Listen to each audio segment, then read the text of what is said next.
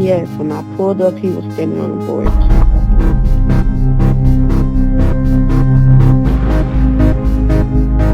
He actually came and asked me could he walk him home, and I told him yeah. They were here. Giante, my two boys, they came home. Well, they came home. They were here. And I seen Deontay and my nephew, Markel, on the sidewalk when I approached Sampson's house.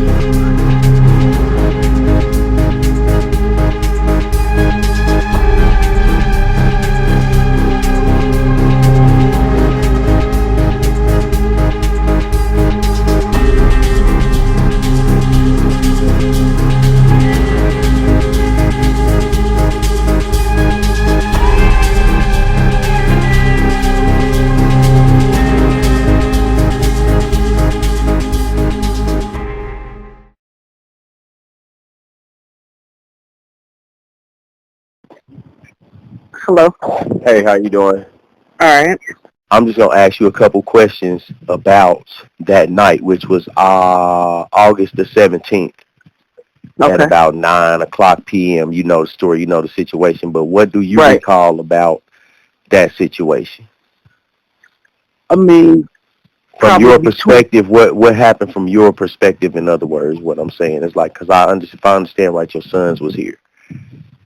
yeah. I mean, far as by the time I saw them, they were here. Giante, my two boys, they came home. Well, they came home. They were here. What caused them to leave home? Because we got them on video leaving here, but why did they end up coming home? Well, why they left from Giante's house? Right. Honestly, I don't know why they left from there, but I know they ended up here. Okay. So that just probably, because that's what they did every day. Okay. It's like it's not something new. I'm not surprised. That's what they did. They went back and forth from my house to Charlene's house. That's every day. That's what they did. Okay. So do you remember what time they showed up there? Between 9:45, 9:30. 9:30 I'm sorry, and 9:40. 9:45? Yeah, between there. Yeah. Okay. Okay. And so do you know how long they had been there at the house? At Deontay's house? No, that I don't know. Okay. But all you know is that at between 9:30 and 9:45, they showed up at your house with Giante. Right. If you walked from your house to their house, how long would it take you? Honestly, I don't know because I ain't never took the walk, but I'm sure it's for them boys. I'm sure it don't take them no time at all. Okay. Probably, 10 minutes? 15 minutes tops? Yep. Yep. Okay. Okay, so just to recant everything, on August the 17th at about 9:30, between 9:30 and 9:45, that's when you seen Giante and your son show up at your house. Yeah.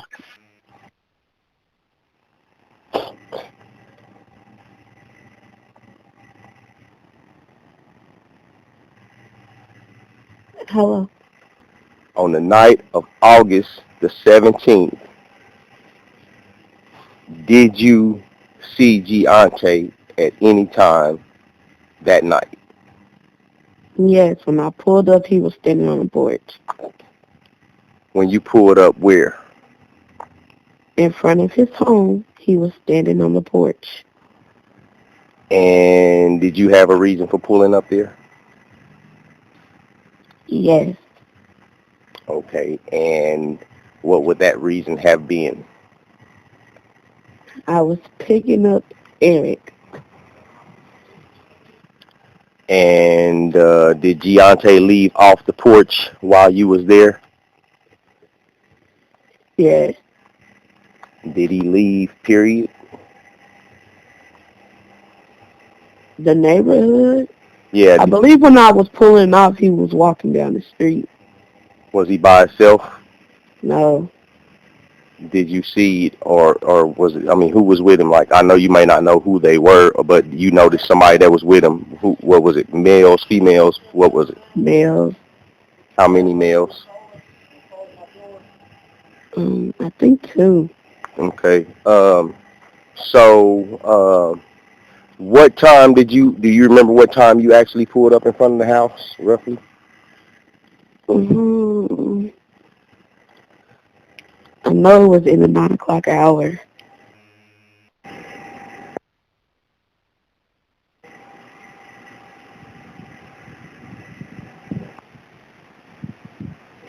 Hello. So, the night of August the 17th of this year, I'm sure that date sticks out in your head. Okay. Yes, it does. All right. So, can you tell me about the significant event from your perspective that happened that night? Well, I know I arrived at Sampson's house around 9:10ish, somewhere around there, and I left. Samson being Giante's father, right? Exactly. Okay. And I seen Giante and my nephew Markel on the sidewalk when I approached Sampson's house. And when I got up to his step, his older son, Zarion, was sitting on the porch texting on his phone. And I entered the house. Okay. Do you remember you said that was between what was the time frame in that? Like 9:10, somewhere around there. Between 9 and 10. Okay. No, not around 9:10. About 9:10 p.m. Right. Okay. So you was heading to Sampson's house. Exactly. At what point did you hear that Brandon had been shot? I had heard it like 10 minutes after I left Sampson's house. I had walked around the corner to 10th and Quindale, and I seen 3 motorcycles police go down the street rapidly. Then my wife pulls up and picked me up off the corner. Okay, and those police officers was headed east on Quindale? Yes. Okay. And so the last thing, do you remember what was going on when you got to Sampson's house? Were there people there? These kids was just standing on the sidewalk, texting on their phones, just chilling. Okay. So, and then at that point, do you remember seeing if Giante actually left the block at all, or was he gone when you left, or what was the deal there? No, when I left the house, I spoke to him as I was walking down the street. I told him I'll see him later. Okay. Him and Markel. And so where were they at from Giante's house, where did you last see Giante at? In front of his house on the sidewalk.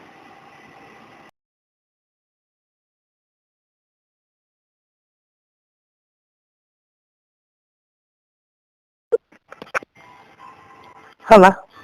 So the night of August the 17th, right? Was it the 17th? Yes. Okay, so the night of August the 17th, what do you remember?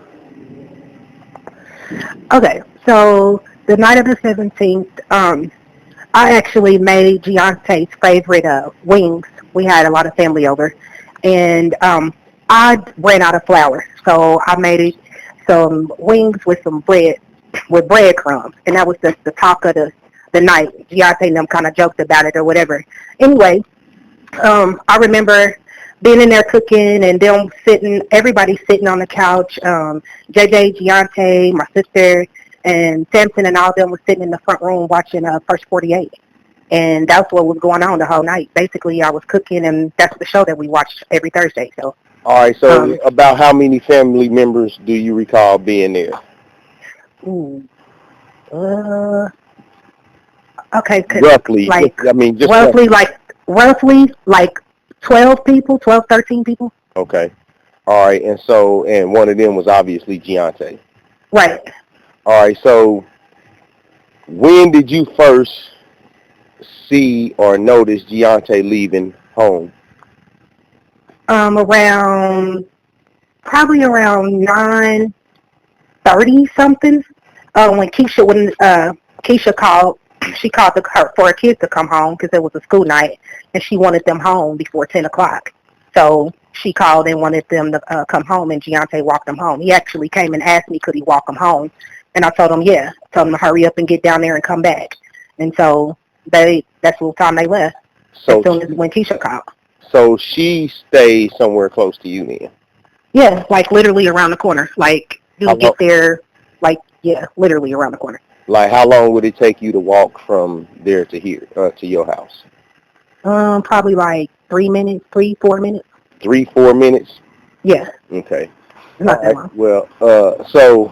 well, then she not very far from y'all at all, because she thinking No. more like 10 minutes, but you know what I'm saying? I guess she's just considering the fact that she did tell me that she had never walked it before, so she really didn't know. But but at the end of the day, you said you seen him leave the house around 9:30. Right. Okay, and do you remember him leaving in between any times? Was it anywhere that he went as far as you knew of? You know what I mean, like before that point? No, he didn't go anywhere. He was in the kitchen with me. Right. Okay. We was in the kitchen because, I mean, that's what we do, especially when I'm cooking his chicken. He'll be in there messing with me, talking to me. He was back and forth upstairs, downstairs with me, and in the front room with JJ now watching First 48 and talking to them. And so, do you remember when he came back from walking his friend's home? Yes, I remember. And from that point, he was in the house the rest of the night? Yeah, he didn't go anywhere else. It was exactly 8 o'clock when I heard 8 shots, but the target was a pop, an 8-year-old boy lay on the block. Shells in his chest and the little man's in shock. Blood splattered on his brother's sock, who was standing next to him when he was popped. He was just dribbling the rock. The boy screams for his moms, he never knew it was pops, but mom wasn't on the block. She just finished getting caught for a fiend block worth of rock.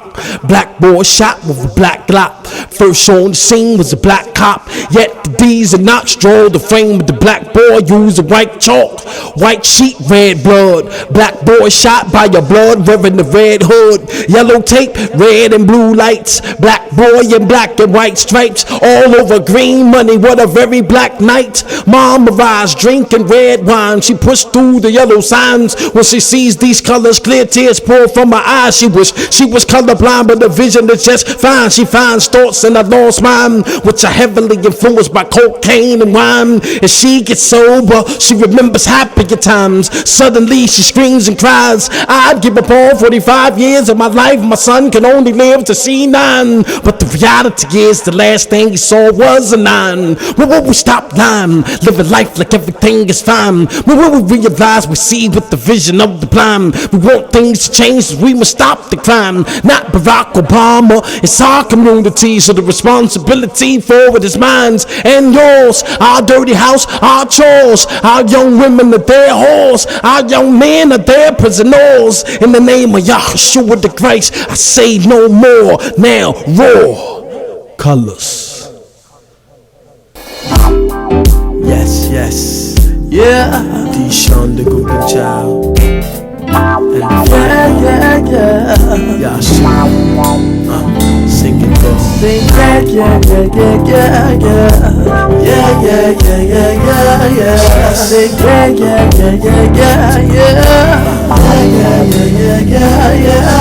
A mother just gave birth to a drug addicted child and grew up to run wild. End up in the plea now for murder. Took the life of another child that was lost like him. The child is in hell now, victim of a 4 round for murder, yeah. But the police found him dead on the streets. Her mother came aside, she screams when she sees. She falls to her knees, she saying, Lord, please, don't take my baby from me. Here comes the police, it's a crowd on the streets. Police ask questions, but didn't nobody see us. Who was out there? They knew it was Maurice. Started loading up and he wanted him to be deceased. Before his security, we turned himself into the police. He took the plea to be on the plea, yeah. For murder, yeah. Oh yeah. Somebody just got shot, murder. Somebody dead on my block, murder. Somebody outlined the child, murder. You ready for the count with this nonsense now? Somebody just got shot, murder, yeah. Somebody dead on my block, murder. Somebody online and talk with her. Let me come rockin' with this nonsense style. This is more than a song, this is reality. Statistics and casualties, wickedness and blasphemy. I pray to my majesty, the king of morality. Lord, put your word in me, put it inside of me, yeah. For you and I, Yahshua gave his life. Jesus Christ with himself a sacrifice. When his clouds and we receive in his stride, they hung him from a tree and he died for the rose that we can have eternal life. So turn away from the heavy and strife. You don't see the light if you don't unify. If you continue to fight against Christ, you will die. But why should you die? Yeah, when you can have eternal life. That's murder, yeah. Somebody just got shot, murder. Somebody dead on my block, murder. Somebody outlined and shot, murder. You got me on the top of this nonsense style. Somebody just got shot, murder, yeah. Somebody dead on my block, murder.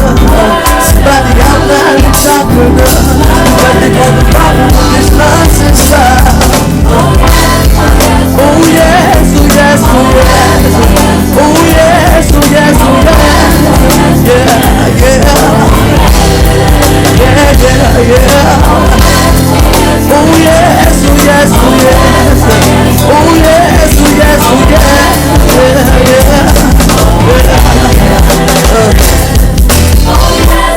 Sometimes you just got to say yes. Sometimes you just got to say yes. To your will and to your way. Yeah. Oh yes, oh yes, oh yes. Oh yes, oh yes, oh yes. Yeah. Yo, the cop and the patrol, the streets, the confiscate the souls, laid down by pistol heat.